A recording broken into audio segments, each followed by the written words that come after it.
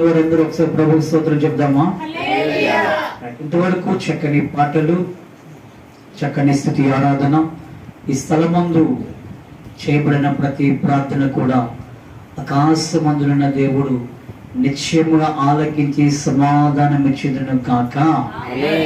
నేటి దినము దేవుడు ఏర్పాటు చేసిన లేఖన భాగాన్ని చూసుకుందాం. నిర్గమకాండము 12వ అధ్యాయము 7, 8, 9 వచనాలు దయచేసి చదువుకుందాం. నిర్గమకాండము 12వ అధ్యాయము 7, 8, 9 వచనాలు.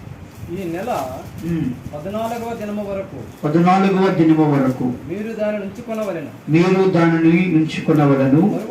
తరువాత ఇశ్రాయేలీయుల సమాజపు వారందరూ తమ తమ కూటములలో సాయంకాలమందు దాన్ని చంపి దాని రక్తము కొంచెము తీసి తాము దాన్ని తిని ఇండ్ల ద్వారపు బంధము 2 నిలువ కమ్ముల మీదను పైకమ్మి మీదను చల్లి ఆ రాత్రియే వారు అగ్ని చేత కాల్చబడిన ఆ మాంసమును పొంగని రొట్టెలను తినవలెను. చాలండి, చాలు. Thank you master. యేసయ్య నామానికే మహిమ కలుగును కాక. చాలా సంతోషం ఏంటంటే నిజంగా ఆ దేవుని యొక్క మహాకృప, సంఘం యొక్క బాధ్యతను దేవుడు మా మీద పెట్టి ఉన్నారు. సార్ చెప్పినట్లుగా వారు మా ఎద్దుకు రావడం జరిగింది. మరికొన్ని విషయాలు మాట్లాడినాం. ఏదేమైనా మీరు, నేను, మనమందరము కలిసి ఈ ప్రాంతంలో దేవుని యొక్క మహిమను మనము ఘనపరచుదము కాక. ఖచ్చితంగా స్థానికంగా దైవజనం వచ్చినంత వరకు ఖచ్చితంగా మేము కొనసాగుతాం. ఏ అవసరం ఉన్నా, ఏ ఇబ్బంది ఉన్నా, ఎటువంటి పరిస్థితులైనా మీరు మాకు చిన్న ఫోన్ చేస్తే సార్ గారికి మీరు చెప్తే మేము ఖచ్చితంగా మేము వస్తాం. మీ అందరి కొరకు ప్రార్థిస్తాం. మా కొరకు కూడా మీరు ప్రార్థించండి. దేవుడు ఇటువంటి ప్రేమ, ఈ అనురాగము ఉన్నంత వరకు కూడా చక్కగా తీసుకువెళ్దును గాక. మీ సంతోషంతో పాటు మీ దుఃఖంలో కూడా మేము పాలు భాగస్తులం అవుతాము. మా సంతోషంతో పాటు మీరు కూడా పాలు భాగస్తులు అవుదురు గాక. చాలా సంతోషం. మరి సమయం తక్కువ ఉన్నది కనుక మరి సమయం ముందు ఓ చక్కని దివ్యమైన మాట చేత మిమ్మల్ని అందరినీ బలపరచాలని ఆశపడుతున్నాను. మరి ఈరోజు ప్రత్యేకమైనది ఏంటంటే మే మాసం, అంటే ఒక్క నెలలో మరొక నెలలోనికి మనం వెళ్ళి ఉన్నాము నూతనంగా. మరి మొదటి వారము ఆయన యొక్క శరీరము, ఆయన రక్తాన్ని కూడా తీసుకుని ఉన్నాము. మరి సమయం ముందు ఆ మహాదేవుడు గరుడైన యేసయ్య ఇదిగో ఈ లేఖన భాగం దగ్గర మాట్లాడుతున్న మాటలు ఏంటో తెలుసా? ఈ చదవబడిన ఈ మాటలు మనము గమనించగలిగినట్లయితే ఇక్కడ చరిత్ర ఏం చెప్తుందో తెలుసా? మనకంటే ముందుగా ఉన్న మన పితరులైన ఇశ్రాయేలీయులు ఐగుప్తు దేశంలో 430 సంవత్సరాలు బానిసత్వంలో ఉన్నారు. ఎన్ని సంవత్సరాలండి? ఏదో చెప్పున్నాను, ఎన్ని సంవత్సరాలు? వెరీ గుడ్, వింటున్నావు? 430 సంవత్సరాలు ఇశ్రాయేలీయులు ఎక్కడున్నారు? వాళ్ళు ఐగుప్తు దేశంలో బానిసలుగా ఉన్నారు. అయితే ఈ సందర్భంలో దేవుడైన యెహోవా మోషేతో ఏమంటున్నాడో తెలుసా? మోషే, మోషే, నా ప్రజలు ఈ ఐగుప్తు దేశం నుండి బయటికి రావాలి అనుకుంటే, ఈ ఐగుప్తు దేశం నుంచి వీరు విడుదల పొందాలి అనుకుంటే, నేను చూపించిన కనాను దేశానికి వీరు వెళ్ళాలి అంటే కొన్ని పనులు వీరు చేయాలి మోషే అని మోషేతో చెప్తున్నారు. దేవుడు ఎప్పుడు కూడా ప్రజలతో డైరెక్ట్ అవడండి. ప్రజలకును దేవునికి మర్చిన ఆయన సేవకుడు నిలవబెట్టుకుంటాడు. ఆనాటి మొదలుకొని నేటి వరకు కూడా సేవకులను పెట్టుకుంటే వస్తున్నారు. ప్రారంభ దినాలలో ప్రవక్తలని, న్యాయాధిపతులని, రాజులని ఇలాగా నా దేవుడు మాట్లాడుతూ ఈ దినాలలో సేవకుడిని నా దేవుడు నిలవబెట్టుకుని నా ప్రభు ఏం మాట్లాడాలో ఆ మాటలన్నీ కూడా సేవకుని ద్వారా మాట్లాడుతున్నారు. ఈ సందర్భంలో మోషే చెప్తున్నాడు, నా ప్రజలు ఇశ్రాయేలులు ఐగుప్తు నుంచి బయటికి రావాలి అంటే, ఐగుప్తు నుంచి విడుదల పొందాలి అంటే వారు చేయవలసిన పనులు కొన్ని ఉన్నాయి.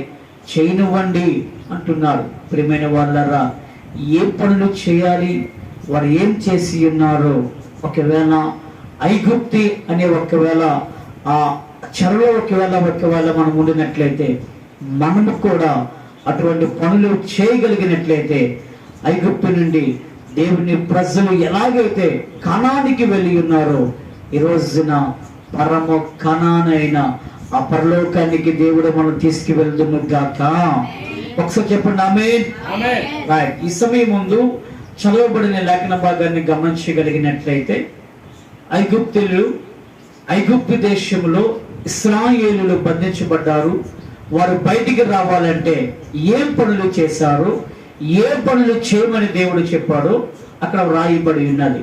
మొట్టమొదటిగా మనం గమనించగలిగినట్లయితే, చదవబడిన లేఖన భాగంలో ఏమని వ్రాయబడి ఉన్నదో తెలుసా? ఐగుప్తు నుంచి బయటికి రావాలి అంటే ఇశ్రాయేలు సర్వ సమాజం అంతా ఏం చేయాలో తెలుసా?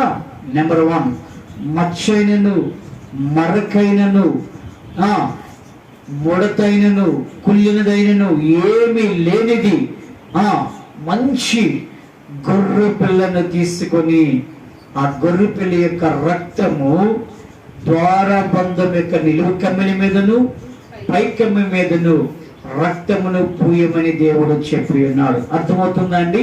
ఏం చెప్పారు దేవుడు? గొర్రె పిల్ల యొక్క రక్తాన్ని వారి నివాసం చేసిన గుడారపు ద్వారబంధముల మీదని పూయమని చెప్పి ఉన్నారు. ఏ గొర్రె పిల్ల? ఆ గొర్రె పిల్ల ఎలా ఉండాలో తెలుసా? జబ్బైనది ఉండకూడదు. ఆ గొర్రె పిల్ల ఎలా ఉండాలో తెలుసా? ఏ మచ్చలతో ఉండకూడదు. ఆ గొర్రె పిల్ల ఎలా ఉండాలో తెలుసా?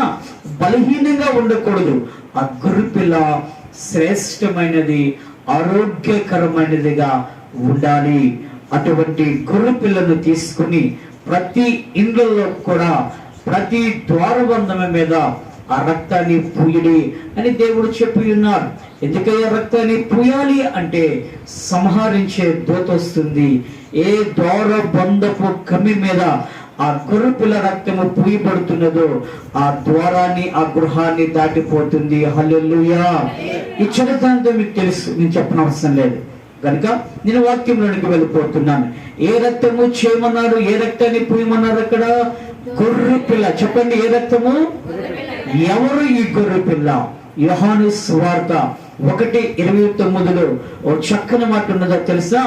లోక పాపములు మోసుకొని పోవచ్చున్న దేవుని గొర్రె పిల్ల నా యేసు క్రీస్తు ప్రభువు వారు. నమ్మని వారు ఒకసారి ప్రభువుకి స్తోత్రం చెప్దామా? హల్లెలూయా, హల్లెలూయా. ప్రియమైన వారులారా, ఎవరు ఈ గొర్రె పిల్ల అంటే యేసు క్రీస్తు ప్రభువు వారు. అక్కడ వారు చేసిన కార్యం ఏంటో తెలుసా? వారు రక్తమును పూసి ఉన్నారు. రక్తము దేనికి సాదృశ్యమో తెలుసా? యేసు రక్తము. గొర్రె పిల్ల రక్తము అనగా యేసు రక్తము ఈ మనుషుని పాపము నుంచి విమోచన కలిగించేది, విడుదల కలిగించేది. ఓ ఇశ్రాయేలు సర్వ సమాజమా, మీరు చేయవలసింది ఏంటో తెలుసా? గొర్రె పిల్ల యొక్క రక్తము మీ ద్వారా బంధపు కమ్ముల మీద పూయగలిగినట్లయితే మీరు ఐగుప్తుని విడిచి వెళ్ళిపోతారు. ఐగుప్తుని మీరు దాటిపోతారు. ఈ బానిసత్వం నుంచి మీరు వెళ్ళిపోతారు. ఈ కన్నీరును దాటుతారు. ఈ దుఃఖమును దాటుతారు.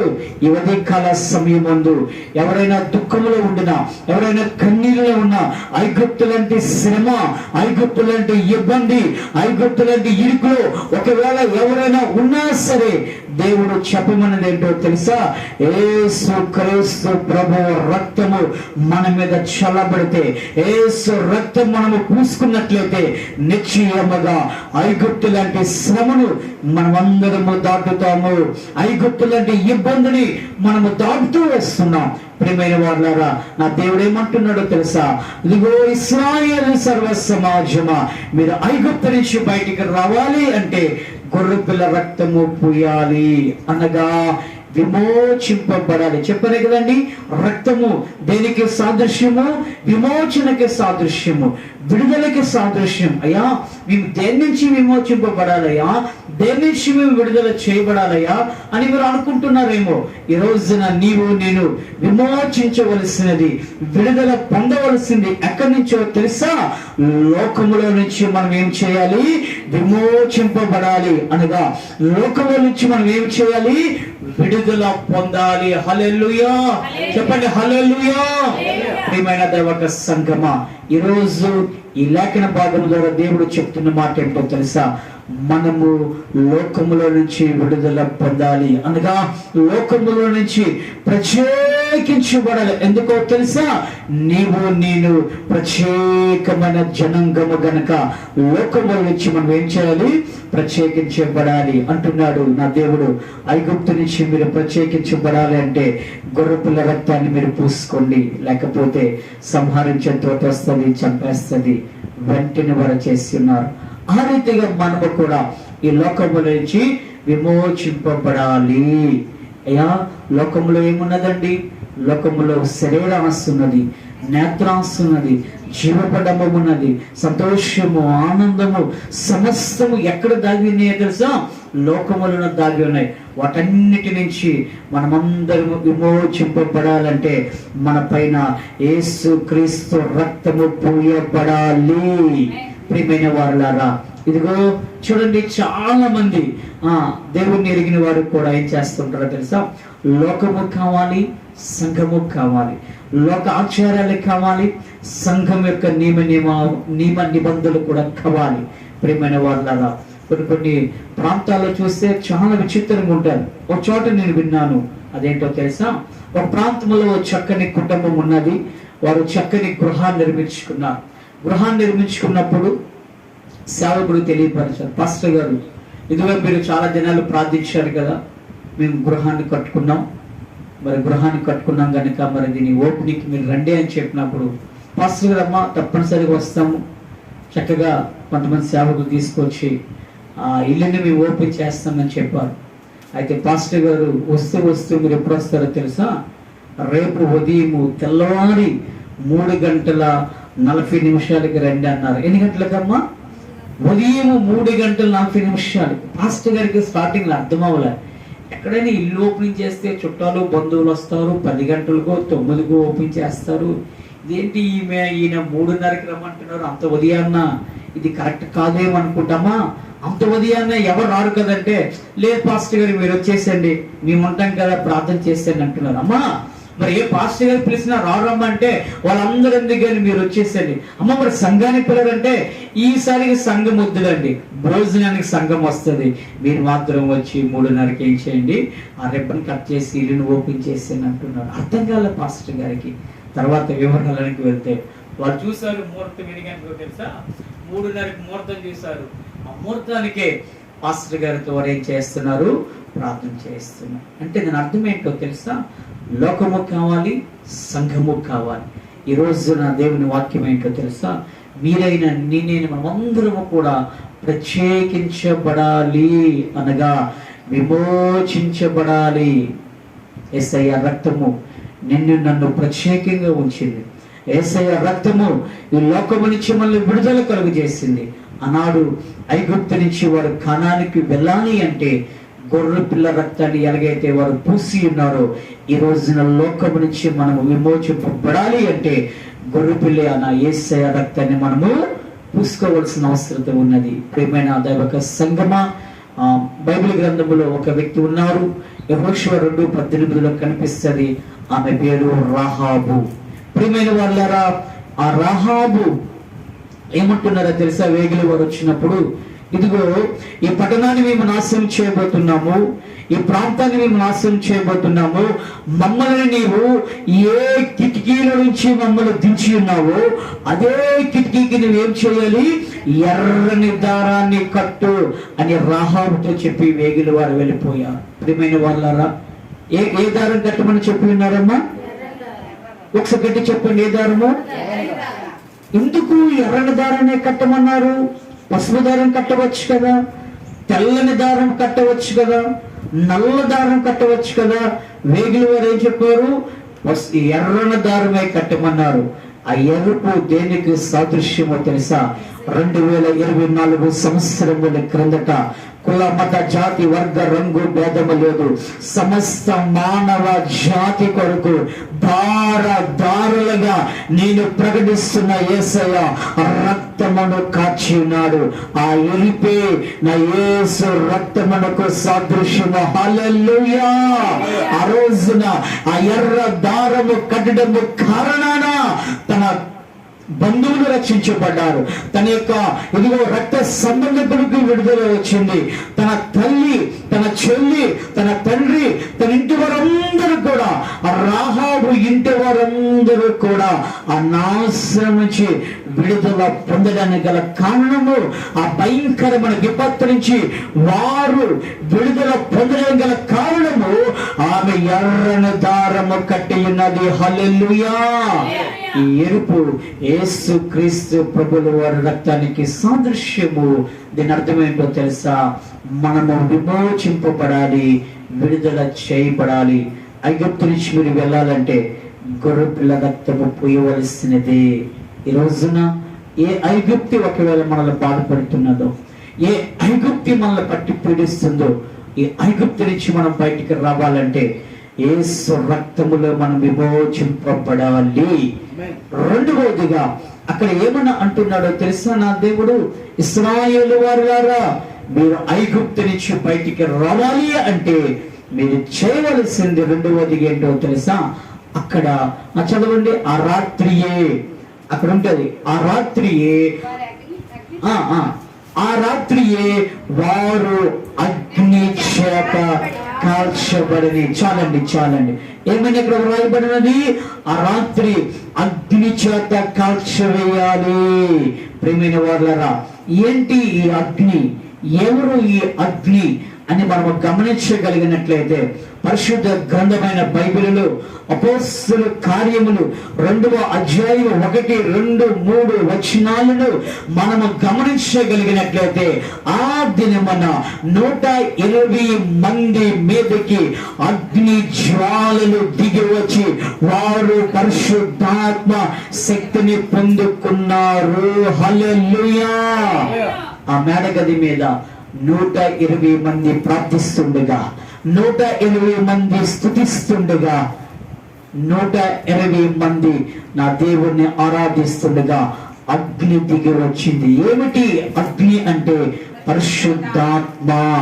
రెండవదిగా అగ్ని చేత కాల్చబడాలి అంటే దాని అర్థం ఏంటో తెలుసా? ఈ రోజు ఐగుప్తు నుంచి నేను బయటకు రావాలి. ఐగుప్తు అనగా లోకము. ఈ లోకము నుంచి మనం బయటికి రావాలి అంటే పరిశుద్ధాత్మ అనే అగ్ని చేత సంఘము కాల్చబడాలి. ఏ అగ్ని చేత కాల్చబడాలండి? పరిశుద్ధాత్మ అనే అగ్ని చేత సంఘము కాల్చబడాలి.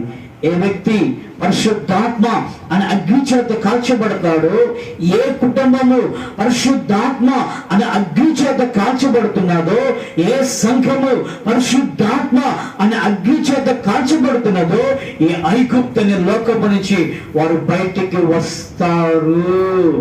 అగ్ని దేనికి సాదృశ్యమో తెలుసా? అగ్ని దేనికి సాదృశ్యమో తెలుసా? పరిశుద్ధాత్మకు సాదృశ్యము. ఈ పరిశుద్ధాత్మ ఏం చేస్తుందో తెలుసా? కాల్చివేస్తుంది. ఈ అగ్ని ఏం చేస్తుందో తెలుసా? కాల్చివేస్తుంది. ఒక భక్తుడు చూడండి, ఇర్మియా గ్రంథములో 29వ వచనం అనుకుంటా, ఆ భక్తుడు ఏమని అంటాడో తెలుసా? 20వ అధ్యాయం 9వ వచనములో చక్కని మాట అక్కడ రాయబడి ఉన్నది. ఏమంటున్నాడో తెలుసా? ఈ అగ్ని నా హృదయములో మండుచున్నది. ఇర్మియా 29వ వచనం. అది నా హృదయములో అగ్ని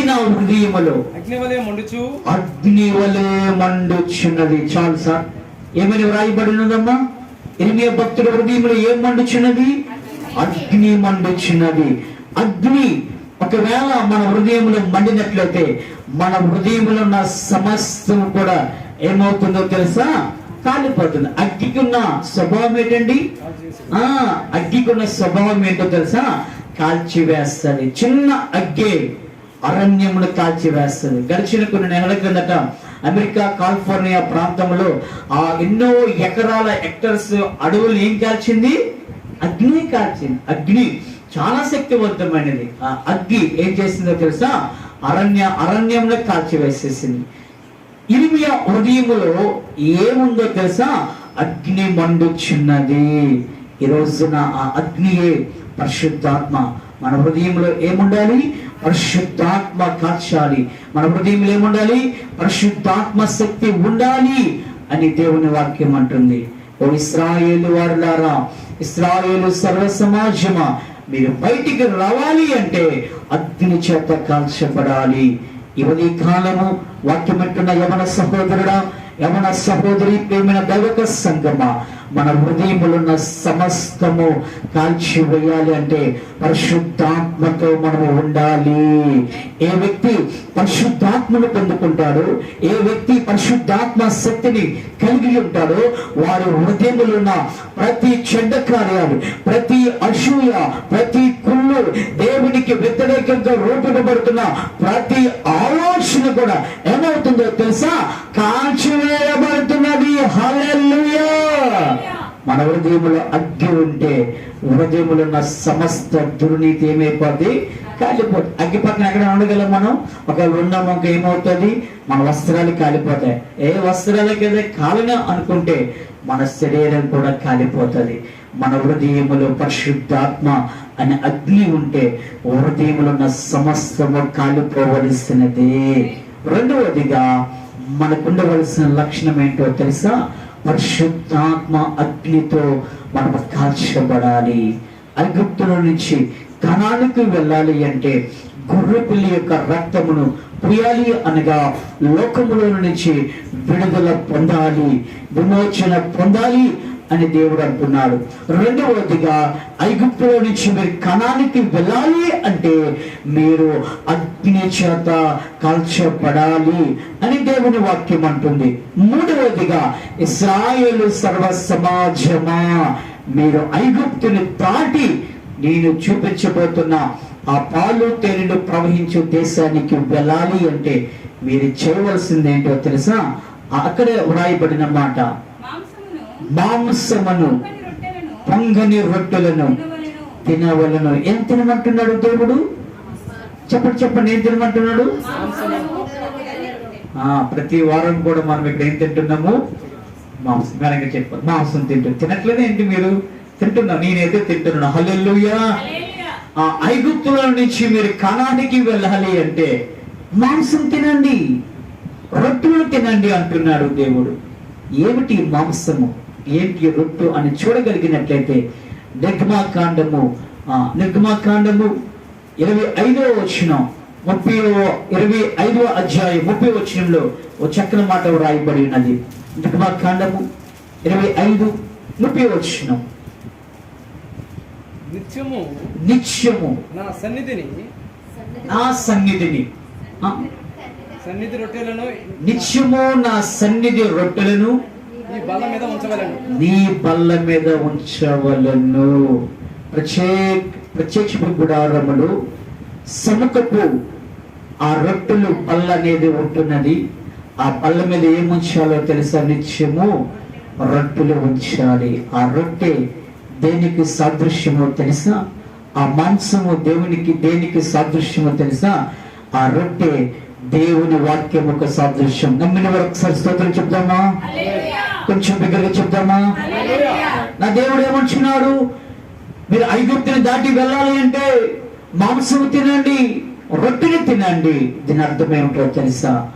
వాక్యమును తినవలసిన వారిమై ఉన్నాము అనగా వాక్యమును కలిగి ఉండాలని దేవుని వాక్యం అంటుంది. చూడండి, ఒక వ్యక్తి ఒకవేళ నీరసంగా ఉన్నాడు అనుకోండి, ఒక 4-5 దినాల నుంచి జ్వరంతో ఉన్నాడు అనుకోండి, ఏం తీసుకెళ్తారు ఆ వ్యక్తి వద్దకు? ఇప్పుడంటే ఫ్రూట్స్ పట్టుకెళ్తున్నారు, కానీ ఒక 15-20 సంవత్సరాల కిందటే ఖచ్చితంగా రొట్టె పట్టుకెళ్ళేవారు. అంతేగా మేడం? రొట్టె ఖచ్చితంగా పట్టుకెళ్ళేవారు. చిన్నదా పెద్దదా ఖరీదైనా పక్కన పెడితే రొట్టెను తీసుకెళ్లేవారు. ఎందుకో తెలుసా? నీరసంతో జ్వరంతో బాధపడుతున్న వ్యక్తి రొట్టు ఆ టీలోనో పాల్లో ముంచుకొని తింటే కొంచెం బలం వస్తుందని వస్తాం. ఇప్పుడు కూడా మనకి ఎక్కువ జ్వరం వచ్చింది అనుకోండి, మనం ఏం చేస్తాం, ఖచ్చితంగా బ్రెడ్ తీసుకురావచ్చు కదా అంటూ ఆ బ్రెడ్నే కాల్చుకొని తినడము, లేదా పాలు మన పిల్లలు కూడా అదే పెడుతున్నాం. ప్రియమైన వాళ్ళారా, అలాగే ఒక వ్యక్తి యాక్సిడెంట్ అయింది అనుకోండి, కాళ్ళు ఇరిగిపోయినా ఏం చెప్తారు, మాంసం తినండి డాక్టర్లు చెప్తారు. మాంసం తింటే ఎక్కడ ఇరిగిపోయిందో అక్కడ అది పొదుగుద్ది, మాంసం వల్ల వస్తుంది అంటారు. ఎందుకో తెలుసా, ఒక వ్యక్తి బలహీనమైపోతున్న సమయంలో, అనారోగ్యం ఉన్న సమయంలో రొట్టెని తినమని మనమే చెప్తున్నాం, మాంసం తినమని మనమే చెప్తున్నాం. ఓ ఇశ్రాయేలులారా, నా ప్రజలారా, మీరు కానానికి వెళ్ళబోతున్నారు, బలమును తెచ్చుకోండి, శక్తిని తెచ్చుకోండి. ఈ రాత్రి మీరు మాంసమును తినండి, ఈ రాత్రి మీరు రొట్టెలు తినండి అని దేవుడు అంటున్నాడు. దాని అర్థం ఏంటో తెలుసా, వాక్యమును మనము కలిగి ఉండాలి, వాక్యమును మనము భుజిస్తూ ఉండాలి. దావీదు మహానుడు అంటున్నాడు, మీ వాక్యము నాకు కొవ్వు మెదడు దొరికినట్లుగా దొరుకుతున్నది. నాయనా, నేను వాక్యమును భుజిస్తున్నాను అంటున్నాడు. ఏ వ్యక్తి అయితే దేవుని వాక్యమును కలిగి ఉంటాడో, ఏ కుటుంబం అయితే దేవుని వాక్యాన్ని భుజిస్తాడో, ఏ సంఘం అయితే దేవుని వాక్యాన్ని భుజిస్తాడో, వారు ఎక్కడికి వెళ్తారో తెలుసా, పరమ కణనైనా ఆ పరలోకానికి వెళ్తారు. ఎందుకంటే ఆ వాక్యమును కలిగి ఉండాలంటే ఆ వాక్యమే నీకు జీవాహారమై ఉన్నది. ఒక వ్యక్తి శారీరకంగా బలం ఉండాలి అంటే ఉదయాన్నే టిఫిన్ చేస్తారు, మధ్యాహ్నం లంచ్, ఈవినింగ్ డిన్నర్, ఇంకా రుచికరమైన ఎన్నో ప్రోటీన్స్ ఫుడ్ తింటాడు. ఎందుకో తెలుసా, బలం కోసం. ఈ రోజున ఆత్మీయంగా నేను బలంగా ఉండాలంటే వాక్యమును మనము తినాలి. అపవాదైన సాతాను ఏం చేస్తాడు తెలుసా, ఇక్కడ కాదండి, ఇక్కడంతా ఒకేలాగా ఉంది. పాటలు పాడినంత వరకు బాగానే ఉంటారు, ఆరాధనలో కాస్త బాగుంటారు, ప్రార్థన అనేసరికి కొంచెం కళ్ళు మూసేస్తారు. పాస్టర్ గారు వాక్యం ప్రకటించేసరికి మాత్రం ఏమొస్తుంది, నిద్ర వచ్చేస్తారు. ఇక్కడైతే ఆ ఛాయలు ఏమి కనబడలేదు. దేవుని మహాకృప రాగల దినాలలో వాక్యపు స్వరము చేత మన సంఘమును అభిషేకించుదును గాక, వాక్యము చేత సంఘ బిడ్డలను నా దేవుడు నింపుదును గాక, ఒక్కొక్కరి పైన వాక్యపు వర్షము కురిపించబడుదును గాక. వాక్యము మన పాదములకు దీపమై ఉన్నది. వాక్యము ఒక వ్యక్తిని వెలిగిస్తుంది, వాక్యము ఒక వ్యక్తిని బ్రతికిస్తుంది. ఈ రోజున నీకు నాకు వాక్యం ఎంతో అవసరమైన ఇశ్రాయేలు వాళ్ళారా, మీరు తినండి. ఈ రోజున వాక్యాన్ని మనం భుజించాలి, అనగా వాక్యమును కలిగి ఉండాలి. ఎప్పుడైతే ఈ 3 పనులు చేశారో వారిని నా దేవుడు ఎక్కడికి తీసుకువెళ్ళాడో తెలుసా, కానానుకు తీసుకువెళ్ళి ఉన్నాడు. చూడండి, ఈ రోజున ఈ ఐగుప్తు అనే లోకముల నుంచి మనము కానాను అయిన ఆ పరలోకానికి నేను మనమందరము వెళ్ళాలనే దేవుడు ఆశపడుతూ వస్తున్నాడు. ఈ ప్రయాణంలో, ఈ జర్నీలో ఎన్నో శ్రమలు వస్తాయి, ఎన్నో ఇబ్బందులు వస్తాయి, ఎన్నో ఇరుకులు వస్తాయి, ఎన్నో అవమానాలు వస్తాయి. అయినా వాటన్నిటిని ఎదిరించడానికి మనలో ఉండవలసినది దేవుని గొర్రెపిల్లైన యేసయ్య రక్తము, ఉండవలసినది పరిశుద్ధాత్మ అగ్ని, ఉండవలసినది దేవుని సన్నిధి రొట్టె మీద ఉంచబడిన ఆ రొట్టె అయిన దేవుని వాక్యము మనలో ఉండగలిగినట్లయితే ఐగుప్తు లాంటి సమస్యలు మన ముందు ఉండన, ఐగుప్తు లాంటి చెర మన ముందు ఉండన, ఐగుప్తు లాంటి సంఖ్యల చేత మనం బంధించబడిన మనము సునాయాసముగా ఈ ఐగుప్తుని విడిచి దాటి వెళ్తాము అని దేవుని వాక్యం అంటుంది. ప్రియమైన వాళ్ళరా, నిశ్చయముగా ఎవరికి శ్రమ వస్తుందో తెలుసా, ఎవరికి బాధలు వస్తాయో తెలుసా, ఎవరికి ఈ స్ట్రగుల్స్ అనేవి వస్తాయో తెలుసా, ఎవరైతే నిజముగా భక్తి కలిగి ఉంటారో వారికి మాత్రమే శ్రమలు వస్తాయి. నెమ్మది స్తోత్రం చెప్పండి. ఎవరికి శ్రమలు వస్తాయండి? భక్తి కలిగిన వారికి. నిజం, వాక్యం అంటుంది భక్తి కలిగిన వారికి శ్రమ రాక తప్పదు. శ్రమస్తున్న సమయంలో క్రైస్తవుడిగా నేను ఏమాత్రం కూడా భయపడవసరం లేదు. శ్రమ ఎందుకో తెలుసా, విజయాన్ని ఇవ్వడానికి. కీడి వెనక మేలును దాచే దేవుడు మనం ఆరాధిస్తున్న దేవుడైన యేసయ్య. బైబిల్ గ్రంథంలో ఒక భక్తుడు ఉన్నాడు, దానియేలు. మనకందరికీ తెలుసు. పట్టుబడ్డాడు, బబులోను సామ్రాజ్యంలోకి వచ్చాడు, నపుంసకుడిగా మార్చబడ్డాడు. ఇది శ్రమ కాదా? యవన కాలంలో ఉండవలసిన వ్యక్తి శ్రమను అనుభవిస్తున్నాడు. అంతటితో ఆగిందా? ఆయన తీసుకెళ్ళి ఏం చేశారు? సింహపు గుహలో వేసేశారు. ఇది శ్రమ కాదా? ఏ వ్యక్తి అయితే, ఏ కుటుంబంలో అయితే అస్సలు శిస్సులైన భక్తి గుండా వెళ్తారో నిశ్చయముగా వారికి శ్రమలు వస్తాయి.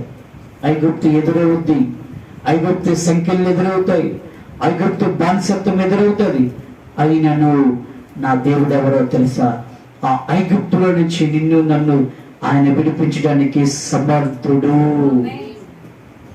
ఈ రోజున అదే దేవుడు అంటున్నాడు, ఈ లోకం శాశ్వతం కాదు, ఈ ఐగుప్తు శాశ్వతం కాదు, ఈ ప్రాంతం, ఈ గృహాలు ఏమి శాశ్వతం కాదు.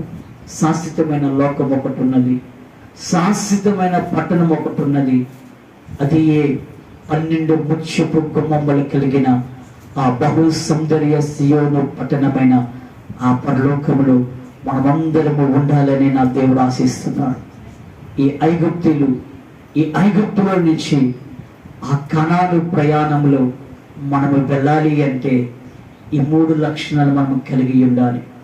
లోకము నుంచి మనం విమోచింపబడాలి, పరిశుద్ధాత్మ శక్తిని పొందుకొని ఉండాలి, మూడవదిగా వాక్యాన్ని కలిగి ఉండాలి.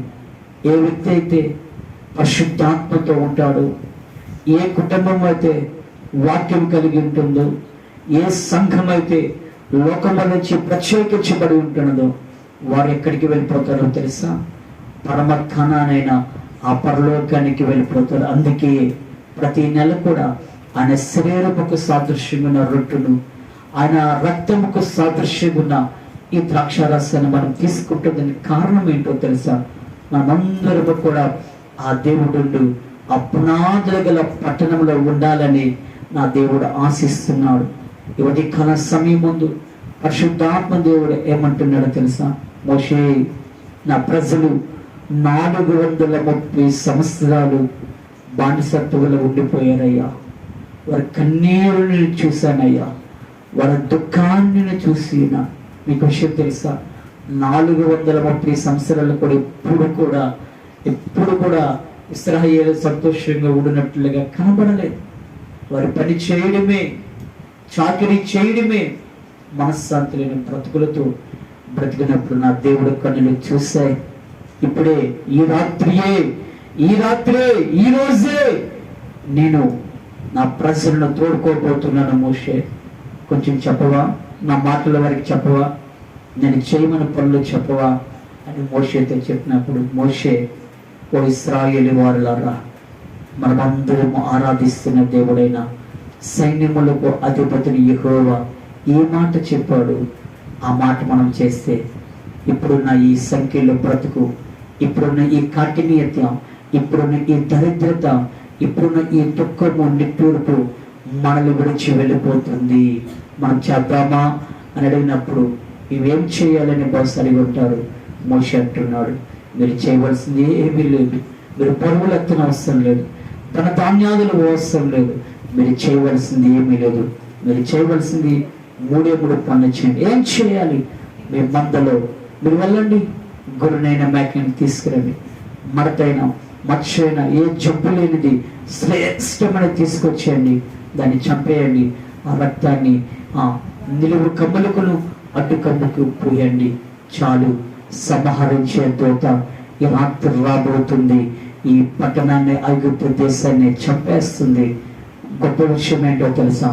ఆ గోషేను అనే ప్రాంతంలో ఉంటున్న ఇశ్రాయేలు గుడారములో సంహరించే దూత రాలేకపోయింది.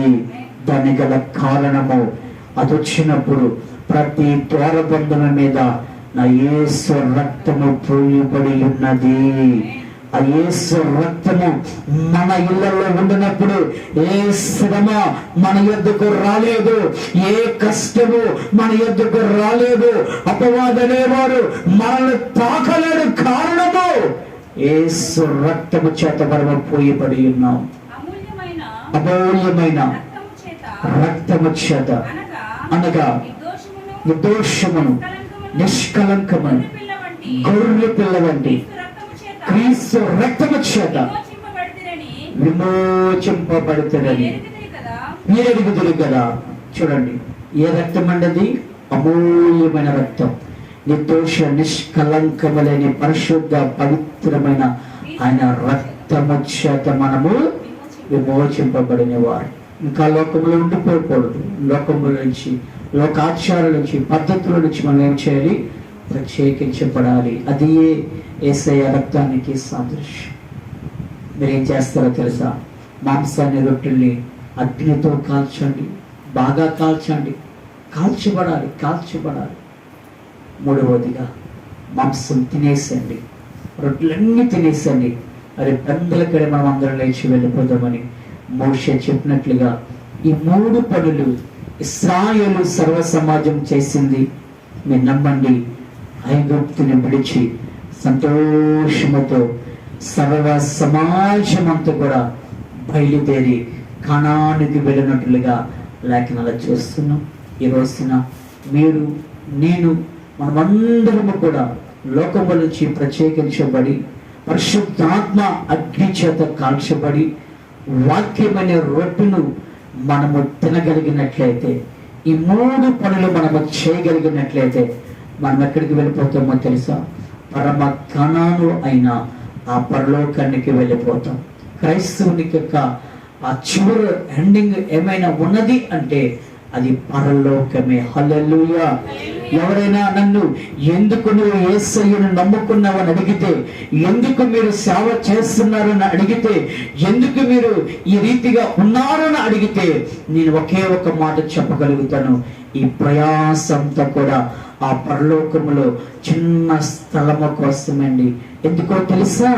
ఏంటయ్యా ఆ పరలోకంకున్న గొప్ప అని ఒకవేళ ఎవరైనా అడిగినట్లయితే, ఆ పరలోకము ఎలా ఉంటుందో తెలుసా? నిత్య సంతోషంతో ఉంటుంది. ఆ పరలోకములో ఆకలి దట్టకలు ఉండవు. ఆ పరలోకములో ఏ యాత్ర ఉండదు. ఆ పరలోకములు ఎప్పుడు కూడా దేవుడైన యేసు ఎదుట ఎప్పుడు స్తుతిస్తూ సంతోషముతో మనం ఉంటూనే ఉంటాం.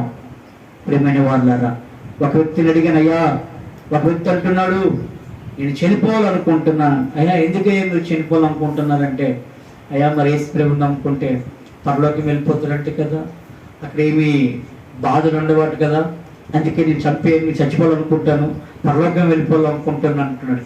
ఎందుకే నువ్వు పరలోకం వెళ్ళాలి అనుకున్నట్లయితే, అంటున్నావంటే అప్పులు ఎక్కువైపోయాయండి, ఇప్పుడు తీర్చలేకపోతున్నాను, ఈ కాలంలో ఈ జన్మలోనైనా నాకు మనశ్శాంతి లేదు, అదేదో మీరు చెప్తున్నారు కదా, ఆ పరలోకం వెళ్ళిపోతే నాకు మనశ్శాంతి వస్తుంది అనుకుంటున్నాను, నన్ను చంపేయండి అంటున్నాడు. అలా చంపితే పరలోకం కాదు. యేసు క్రీస్తు ప్రభు నామములో బాప్తిస్మము పొందుకుని ఆయన రక్తములో విమోచింపబడిన వారికే పరలోక రాజ్యము. హల్లెలూయా. ఈ రోజున ఆత్మీయ ఇశ్రాయేలుకుంటున్న మన జీవిత ఎండింగ్ ఏమైనా ఉన్నదంటే, ఈ ఐగుప్తు నుంచి కనానికి వెళ్ళే ప్రయాణం అనగా ఈ లోకము నుంచి పరలోకముకి వెళ్ళే ప్రయాణములో మనము చేయవలసిన పని విమోచించబడాలి, పరిశుద్ధాత్మను పొందుకుని ఉండాలి, మూడవదిగా వాక్యాన్ని కలిగి ఉండాలి. ఈ 3 కార్యాలు మనలో ఉండినట్లయితే నో డౌట్ ఖచ్చితంగా మనము కూడా కానానులో ప్రవేశించుదుము గాక. అట్టి కృప, అట్టి ధన్యత ప్రార్థనలో పాలుభాగస్తులైన మనకి సంఘముకు దేవుడు దయచేయుదును గాక. కళ్ళవచ్చండి, ప్రార్థన చేసుకుందాం. ఇంతవరకు పరిశుద్ధాత్ముడు ఓ చక్కని ఓ దివ్యమైన మాటల చేత మనల్ని బలపరిచాడు. మోషే, నా ప్రజలతో నేను మాట్లాడి మోషే, ఇదిగో 430 సంవత్సరములు బానిసత్వములో ఉండిపోయారయ్యా, వారిని మేము విడిపించాలని ఆశపడుతున్నాను. అయితే వారు చేయవలసిన పనులు చేయమని చెప్పవా అన్నప్పుడు మోషే అంటున్నాడు, ఇశ్రాయేలు సర్వ సమాజమా, ఇదిగో మన దేవుడు ఐగుప్తు నుంచి విడిపించబోతున్నాడు. ఇదిగో మన దేవుడు ఈ ఐగుప్తు సంఖ్య నుంచి విడిపించబోతున్నాడు. రండి, మనమందరము చేయవలసిన పనులు చేద్దాం. ఏం చేయాలి మోషే? ఇదిగో మందలో గొర్రె పిల్లను తీసుకోండి, తన రక్తమును మీ ద్వారబంధ నిలువ అడ్డు కనిపైన మీరు పూయండి. అగ్ని చేత మాంసమును రొట్టెను కాల్చండి. కాల్చబడిన ఆ మాంసమును ఆ రొట్టెను మీరు తిని బయలుదేరండి. బలమును తెచ్చుకోండి, శక్తిని తెచ్చుకోండి అని దేవుడు చెప్పమన్న మాట నేను చెప్పుతున్నాను అని మోషే చెప్పినప్పుడు ఇశ్రాయేలు సర్వ సమాజమంతా గొర్రెపిల్ల రక్తము ద్వారబంధాల మీద పూసి ఉన్నది. ఇశ్రాయేలు సర్వ సమాజమంతా ఆ రాత్రియే అగ్ని చేత రొట్టెను మాంసం